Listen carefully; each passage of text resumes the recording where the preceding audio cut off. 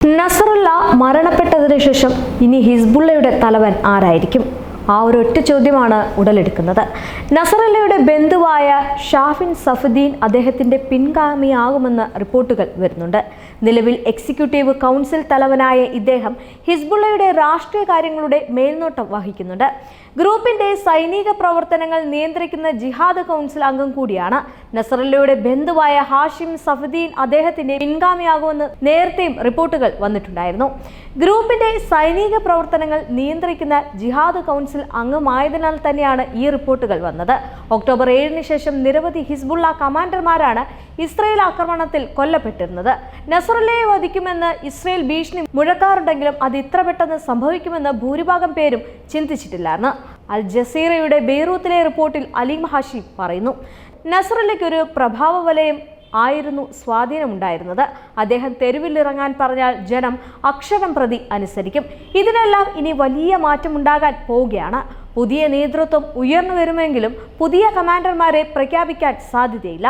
ഇത് സംഘടനയെ സംബന്ധിച്ച് ബുദ്ധിമുട്ടാണെങ്കിലും ആരാണ് നയിക്കുന്നത് എന്ന് ഇസ്രയേലിന് മനസ്സിലാക്കാൻ സാധിക്കില്ല എന്നും അലി ഹാഷിം പറയുന്നുണ്ട്. ഹസൻ നസറുല്ലയുടെ മരണവിവരമറിഞ്ഞ് സ്ത്രീകളടക്കമുള്ളവർ റോഡിൽ കിടന്ന് വിലപിക്കുന്നതിന്റെ വീഡിയോ വ്യാപകമായും പ്രചരിക്കുന്നുണ്ട്. ജനങ്ങൾക്കിടയിൽ അദ്ദേഹത്തിന് എത്രത്തോളം സ്വാധീനം ഉണ്ടായിരുന്നുവെന്ന് ഈ ദൃശ്യങ്ങൾ പറയും. നസറുല്ലയുടെ കൊലപാതകത്തിന് വലിയ നേട്ടമായിട്ടാണ് ഇസ്രയേൽ വിലയിരുത്തുന്നത്. ഇസ്രയേലിന്റെ ചരിത്രത്തിലെ ഏറ്റവും വലിയ പ്രതിവിധിയാണെന്നാണ് ഹസൻ നസറുല്ലയുടെ മരണത്തെ ഇസ്രയേലി പ്രതിരോധ മന്ത്രി യോവ് ഗാലന്റ് വിശേഷിപ്പിച്ചത്. ഇസ്രയേലിനെതിരെ യുദ്ധം തുടങ്ങുകയും അവിടുത്തെ ജനങ്ങളെ ഉപദ്രവിക്കുകയും ചെയ്യുന്നവർ വലിയ വില നൽകേണ്ടി വരും. ഇന്നും ഞങ്ങൾ അത് അവസാനിപ്പിക്കില്ല എന്നും ഗാലന്റ് വ്യക്തമാക്കി. ഹസൻ നസറുല്ല ഇസ്രയേലിന്റെ എക്കാലത്തെയും വലിയ ശത്രുവായിരുന്നുവെന്ന് ഇസ്രയേലി സൈനിക വക്താവ് ഡാനിയൽ ഹഗേരിയും പറഞ്ഞിരുന്നു. നസറുല്ലയുടെ മരണത്തോടെ ലോകം കൂടുതൽ സുരക്ഷിതമായി.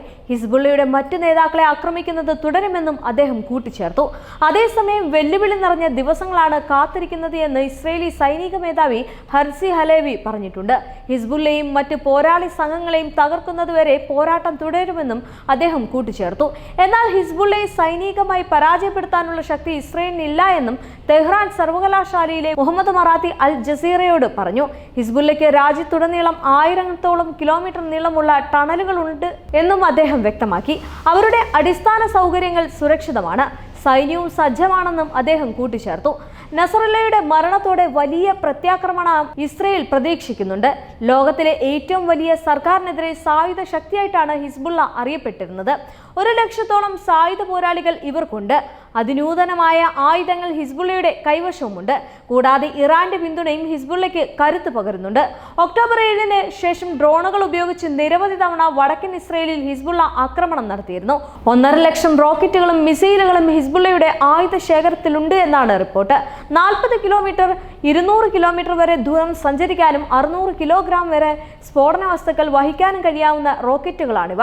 കഴിഞ്ഞ ബുധനാഴ്ച തെൽ അവീവിന് സമീപത്തെ മൊസാദിന്റെ ആസ്ഥാനം ബാലിസ്റ്റിക് മിസൈൽ ഉപയോഗിച്ചാണ് ഇസ്രയേൽ ആക്രമിച്ചത്.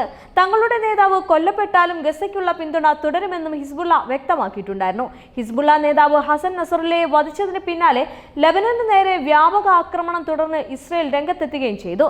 ലെബന്റെ വിവിധ ഭാഗങ്ങളിലായി നിരവധി കേന്ദ്രങ്ങളിൽ ഇസ്രയേൽ വ്യോമാക്രമണം തുടരുകയാണ്. ബെയ്റൂത്ത് വിമാനത്താവളത്തിന് സമീപം ഇസ്രയേൽ നടത്തിയ ആക്രമണം ഭീതി പടർത്തുന്നുണ്ട്. ബെയ്റൂത്തിലും മറ്റ് ഇസ്രയേൽ ആക്രമണത്തെ തുടർന്ന് തകർന്ന കെട്ടിടാവശിഷ്ടങ്ങൾക്കിടയിൽ നിരവധി മൃതദേഹങ്ങൾ കുടുങ്ങിക്കിടക്കുന്നതായും റിപ്പോർട്ടുണ്ട്. ദക്ഷിണ ലെബനിൽ നിന്ന് 100-ലേറെ മിസൈലുകളാണ് ഇസ്രയേൽ പ്രദേശങ്ങളെ ലക്ഷ്യമിട്ടെത്തിയത്. ഇതിൽ ഭൂരിഭാഗവും പ്രതിരോധിച്ചതായി ഇസ്രയേൽ സൈന്യം പറയുന്നുണ്ട്. എന്നാൽ വെസ്റ്റേൺ ഗലീലയിലെ സഹാരിയ നഗരത്തിലും മറ്റും മിസൈൽ പതിച്ച് തീപിടുത്തം ഉണ്ടായതായും റിപ്പോർട്ടുണ്ട്. വെസ്റ്റ് ബാങ്കിലേക്കും ജെറുസലേമിലും റോക്കറ്റുകൾ എത്തിയതായും റിപ്പോർട്ടുകൾ സൂചിപ്പിക്കുന്നു. ഹസൻ നസറുല്ലയെ വധിച്ച ഇസ്രയേൽ നടപടിയെ അമേരിക്കൻ പ്രസിഡന്റ് ജോ ബൈഡനും വൈസ് പ്രസിഡന്റ് കമല ഹാരിസും അഭിനന്ദിച്ചിരുന്നു. അതേസമയം യുദ്ധവ്യാപനത്തിൽ താല്പര്യമില്ല എന്നും ഇരുവരും പ്രതികരിച്ചിട്ടുണ്ട്. 100 കണക്കിന് ഇസ്രയേലികളെ വധിച്ച ഹസൻ നസറുല്ലയെ വകവരുത്താൻ കഴിഞ്ഞത് മികച്ച നേട്ടമാണെന്നും ശത്രുക്കൾക്കെതിരായ പോരാട്ടത്തിൽ വിട്ടുവീഴ്ച ഇല്ല എന്നും നെതന്യാഹു പറഞ്ഞിരുന്നു. ലെബനുമായി കരയുദ്ധത്തിന് സജ്ജമാണെന്നും ഇസ്രയേൽ അവകാശപ്പെട്ടിരുന്നു.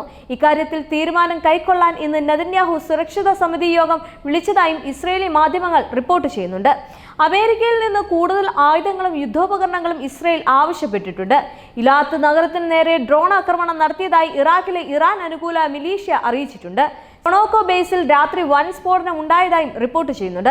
ഹസൻ നസറുള്ളയുടെ കൊലയ്ക്ക് ഇറാന്റെയും ഹിസ്ബുള്ളയുടെയും ഭാഗത്തു നിന്ന് തിരിച്ചടി ഉണ്ടാകുമെന്ന കണക്കുകൂട്ടലിൽ വൻ സുരക്ഷയിലാണ് ഇസ്രയേൽ ഉള്ളത്. അതേസമയം ഗസയിലും വ്യാപക ആക്രമണം തൊടുത്തുപിടിക്കുകയാണ് ഇസ്രയേൽ.